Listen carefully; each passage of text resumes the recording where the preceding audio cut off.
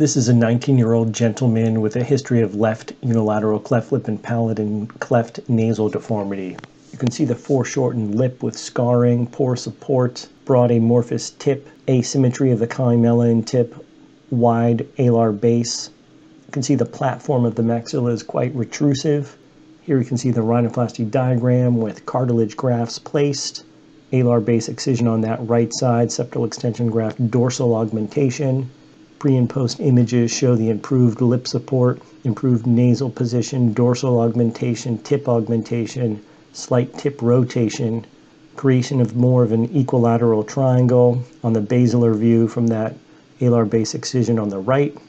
3D rotating animation shows that improved lip support, lip position and anatomy after lip revision, nasal anatomy and morphology, tip projection, dorsal projection, equilateral triangle, as well as improved function. Thank you. So thanks for listening. If you have any other questions, please check us out on our website, www.derricksteinbacher.com. Thanks again.